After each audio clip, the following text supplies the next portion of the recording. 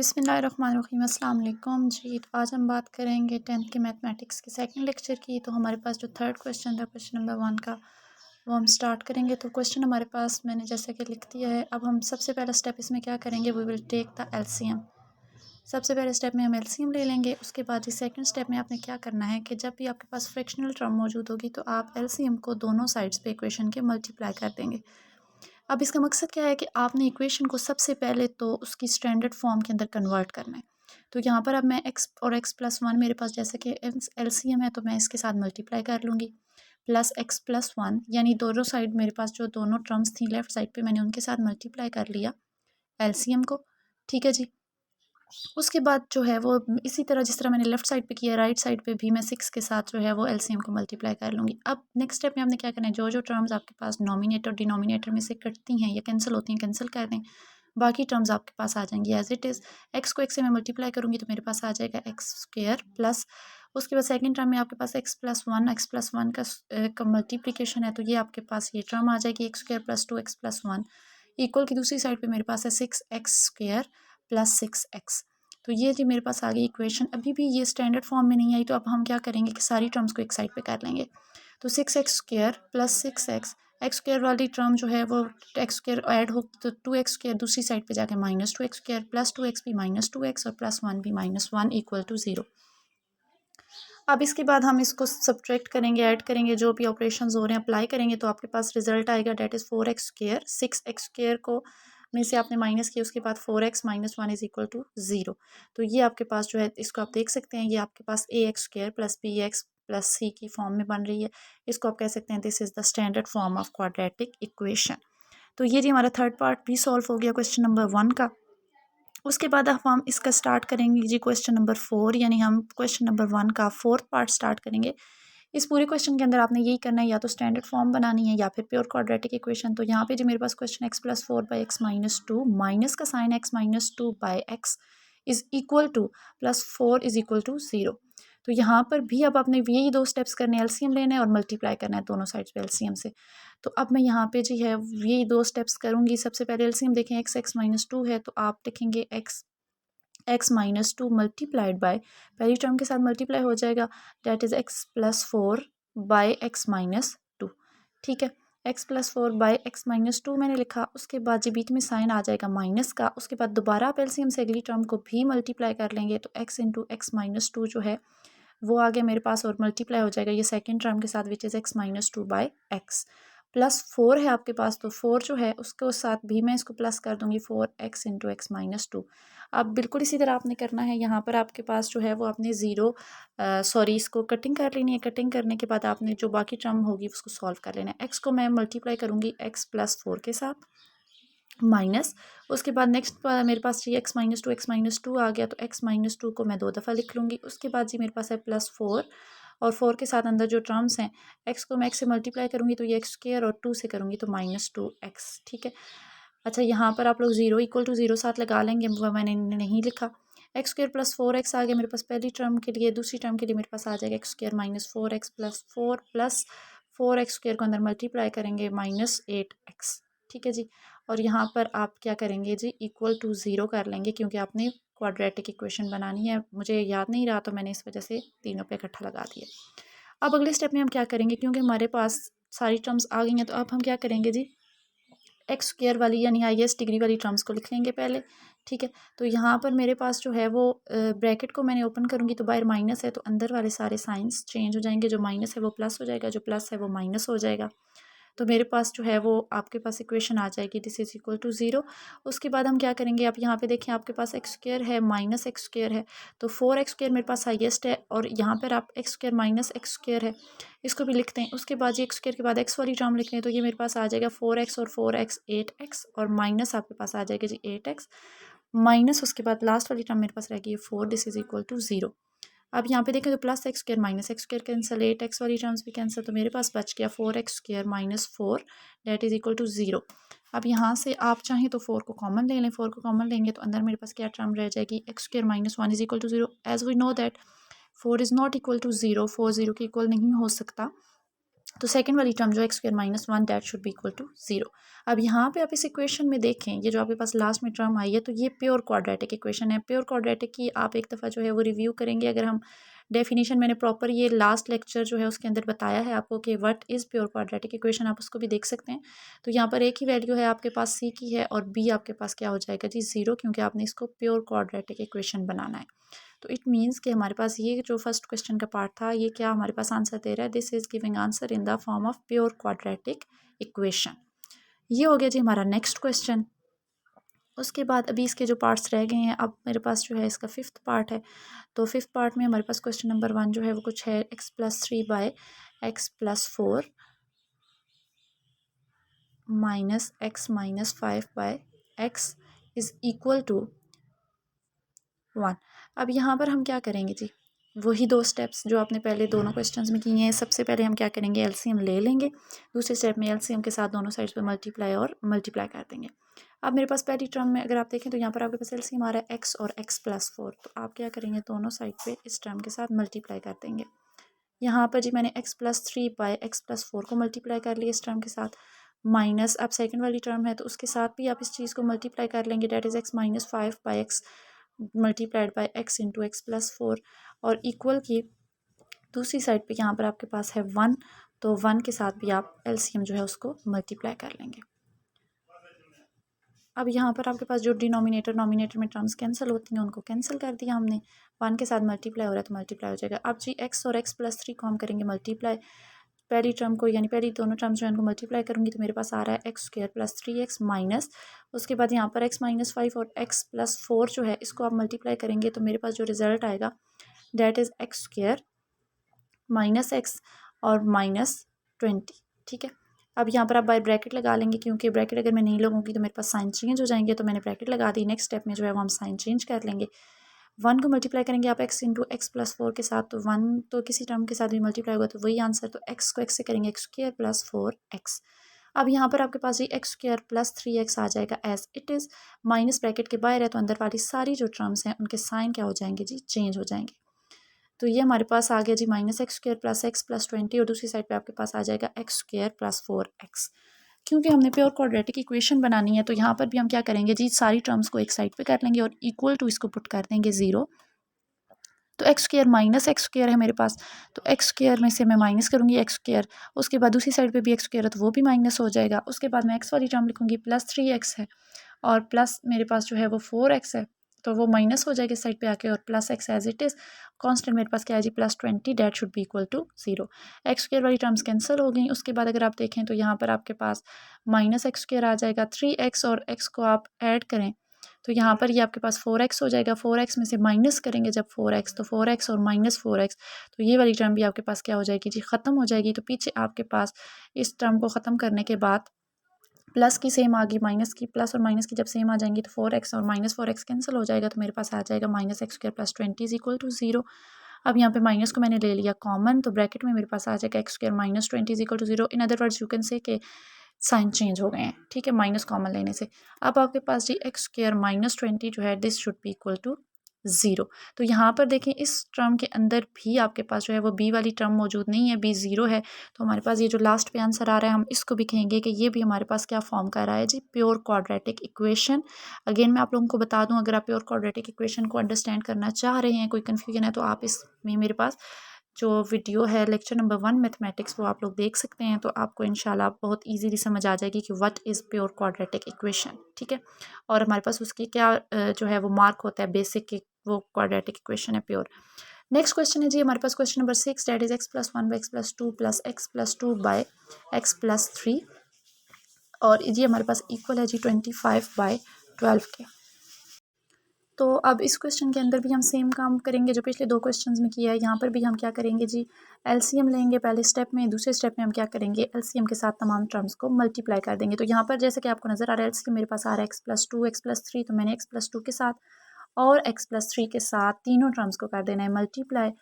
तो मल्टीप्लाई करने के बाद अब x+2 और x+3 ये तो मेरे पास लेफ्ट साइड पे है, 12 मेरे पास है राइट साइड पे। तो टोटल मेरे पास जो एलसीएम आ रहा है डेट इज़ 12x+2 x+3।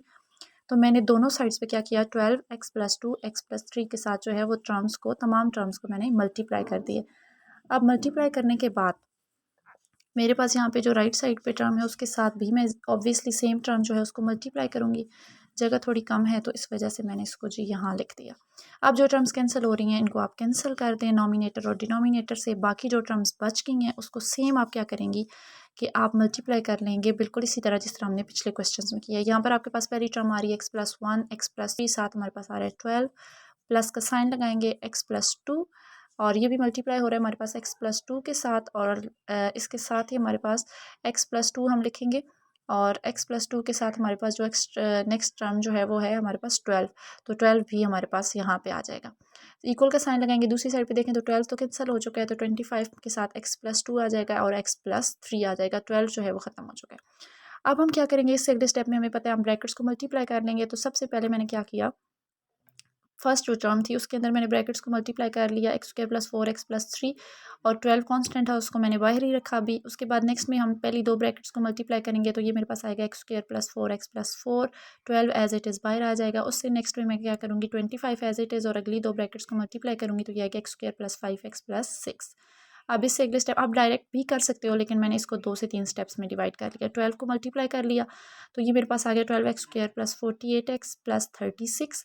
पहली ब्रैकेट सॉल्व हो गई आपके पास। अब दूसरी में भी आपके पास 12 मल्टीप्लाई हो रहा है तो 12 को आप मल्टीप्लाई करेंगे तीनों टर्म्स के साथ दैट इज़ 12x² + 48x+48।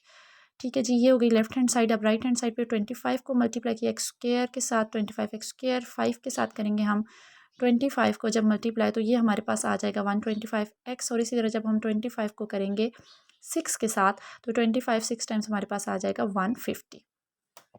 अब जी इसके अगले स्टेप में हमने क्या करना है क्योंकि हमने बनानी है क्वाड्रेटिक इक्वेशन तो हम x² वाली जो टर्म्स हैं उनको लिख लेंगे इकट्ठा करके एक साइड पे। ठीक है इसी तरह मेरे पास अब यहाँ पे देखें तो 12x² ये मेरे पास हो गया 24x²।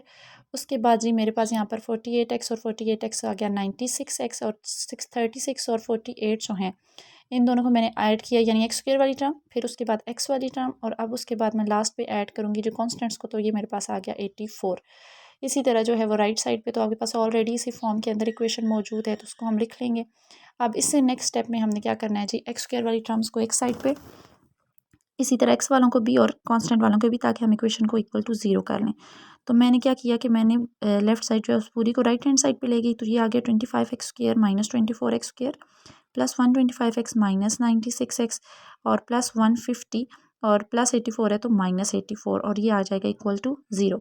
x² वाले टर्म को सॉल्व किया तो सिर्फ x² रह गया। 125 में से 96 को आप करेंगे माइनस तो ये आपके पास आ जाएगा 29x और इसी तरह आपके पास 150 में से जब हम 84 को माइनस करेंगे तो ये आपके पास आ जाएगा 66। ठीक है और इस टर्म को हम कर लेंगे इक्वल टू 0।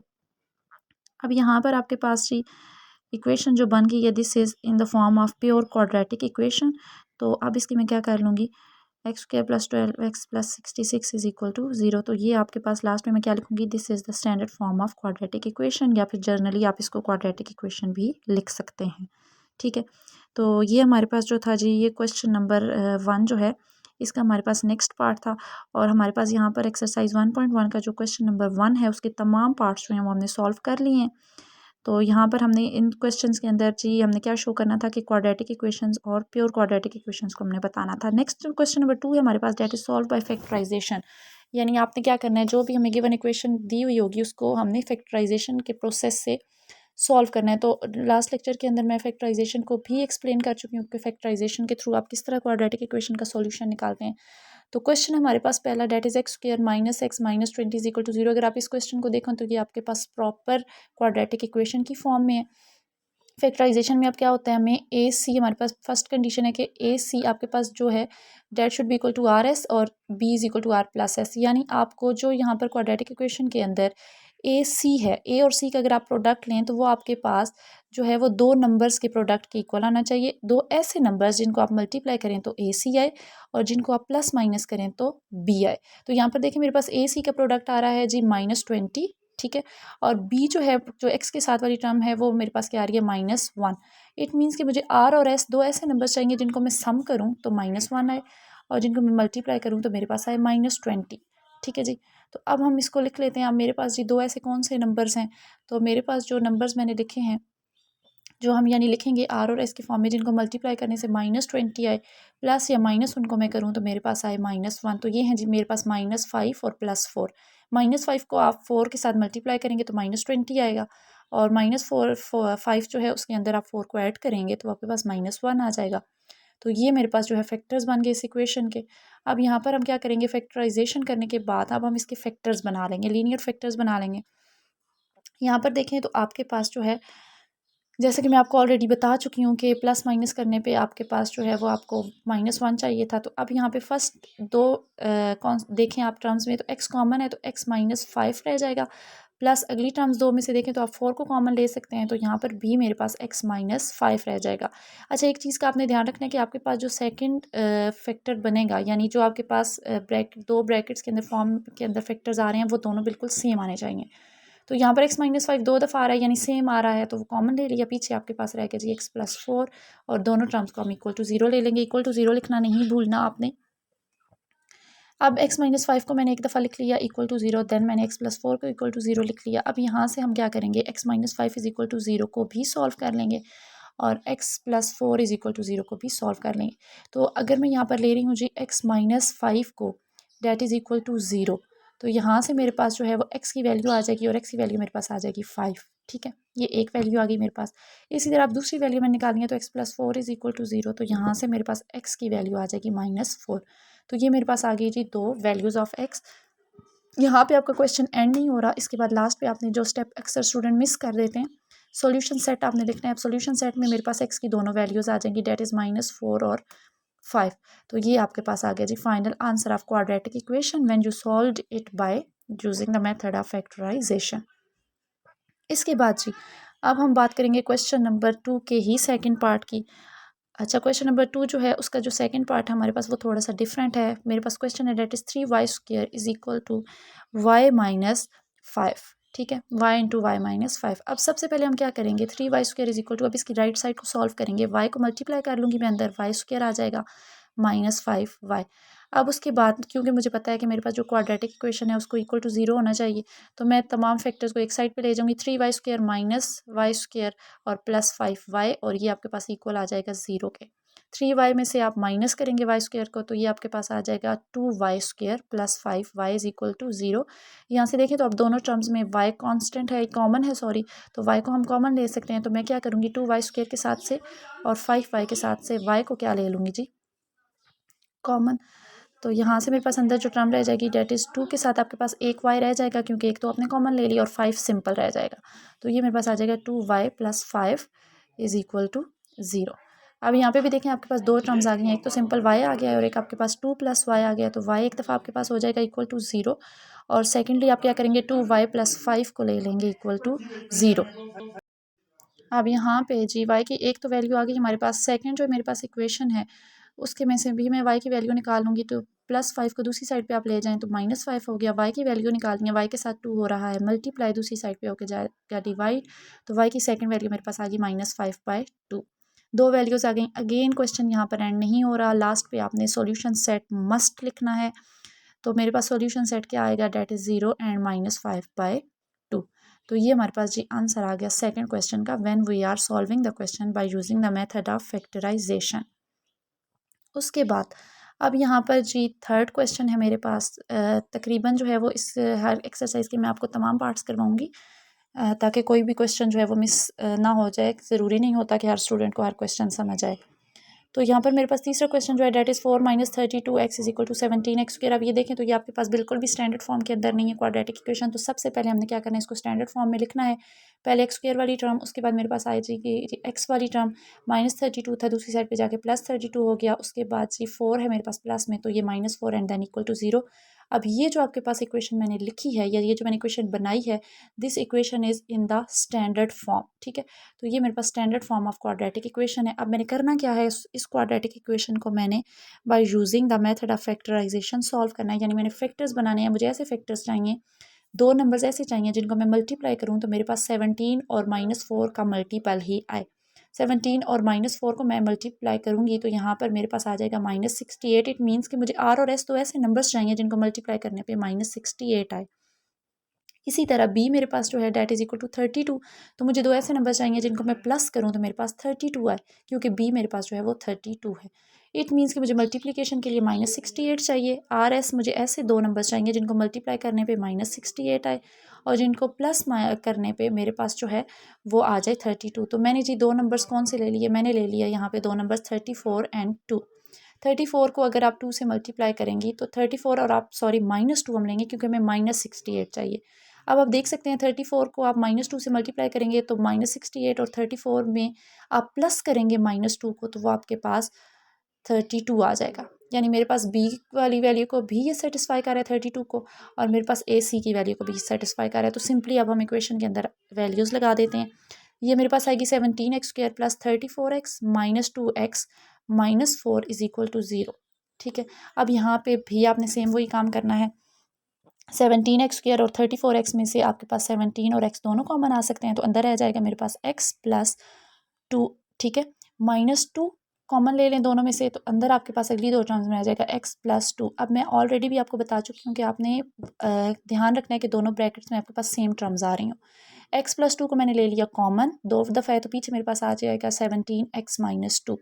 तो 17x minus 2 into x plus 2, ये आपके पास दोनों टर्म्स आ गए इक्वल टू 0। एक दफ़ा हम पहली ब्रैकेट को इक्वल टू 0 ले लेंगे और एक दफ़ा हम दूसरी ब्रैकेट को इक्वल टू 0 ले लेंगे। मीन कि आपके पास यहाँ पे भी x की दो वैल्यूज़ आएंगी। तो फर्स्ट को मैं देखूँ तो 17x माइनस 2 दूसरी साइड पे जाके हो जाएगा जी +2। यहाँ से आप x की वैल्यू निकालेंगे तो आपके पास 17, क्योंकि x के साथ मल्टीप्लाई हो रहा है तो दूसरी साइड पे 17 2 के साथ जाके हो जाएगा डिवाइड। तो मेरे पास x की एक वैल्यू आ जाएगी 2/17। सेकंड जो है वो आप दूसरी साइड पे देखें तो x प्लस 2 इक्वल टू 0 था, ये x इज इक्वल टू -2 हो जाएगा। तो मेरे पास x की दो वैल्यूज़ आ जाएंगी। क्वेश्चन अगेन यहाँ ख़त्म नहीं हो रहा, सॉल्यूशन सेट आप निकालेंगे डेट इज़ -2 एंड 2/17। तो ये हमारे पास जी सॉल्यूशन सेट आ गया हमारे इस क्वेश्चन का। ठीक है, यानी हमने एक क्वाड्रेटिक इक्वेशन ली थी, उसको हमने सॉल्व किया, उसके फैक्टर्स बनाए और हमने यहाँ पर उसका क्या निकाल लिया, आंसर निकाल लिया। उसके बाद जी नेक्स्ट मेरे पास क्वेश्चन जो है that is x² minus 11x is equal to 152। Simple, आप 152 को दूसरी साइड पे लेके जाएंगे, -152 करेंगे और ये इक्वल टू 0 रखेंगे तो ये क्वाड्रेटिक इक्वेशन की फॉर्म में आ जाएगा। अब यहाँ पे भी मुझे फैक्टर्स चाहिए, तो हमने वही फैक्टर्स लेने हैं। मल्टीप्लाई करेंगे तो -52 आना चाहिए और प्लस माइनस करेंगे तो -11। तो मैंने दो नंबर्स ले लिए 19 एंड 8। -19 को 8 से मल्टीप्लाई करें तो आपके पास -152 आता है, और -19 और 8 को प्लस करें तो आपके पास -11 आता है। तो यहाँ पर जी आप पहली टर्म्स में से मैं x को कॉमन ले सकती हूँ, अंदर x -19 रह जाएगा। दूसरी टर्म में देखें तो मैं 8 को कॉमन ले सकती हूँ, अंदर मेरे पास x -19 रह जाएगा इक्वल टू 0। अगेन मैं वही बात रिपीट कर रही हूँ बार बार कि दोनों ब्रैकेट्स में आपके पास टर्म्स सेम आनी चाहिए। अगर सेम नहीं आ रही तो इट मीन्स कि आपके क्वेश्चन में कहीं ना कहीं पे आपने फैक्टर्स बनाते हुए मिस्टेक कर दी है। अब मेरे पास यहाँ पे जी दो ब्रैकेट्स आ गई, that is x -19 x plus 8 is equal to 0। एक दफ़ा आप x -19 को रखेंगे इक्वल टू 0 और एक दफ़ा आप रखेंगे x प्लस 8 को इक्वल टू 0।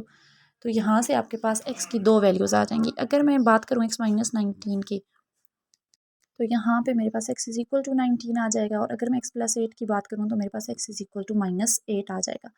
सॉल्यूशन सेट यहाँ पे भी आपने लिखना है, तो ये मेरे पास सॉल्यूशन सेट आएगा डेट इज़, फर्स्ट मेरे पास वैल्यू आ जाएगी 19 और -8। ठीक है, तो ये मेरे पास दो सॉल्यूशन सेट यानी दो वैल्यूज़ आ गई x की। तो this is the solution set of the given question. यहाँ तक था जी हमारा आज का लेक्चर। उम्मीद करती हूँ आपको वीडियो पसंद भी आई होगी और आपको समझ भी आया होगा। अगर आपको मेरे लेक्चर समझ आ रहे हैं तो काइंडली कमेंट बॉक्स में ज़रूर कमेंट कीजिएगा। अपना ख्याल रखिएगा। Thanks for watching. अल्लाह हाफिज़।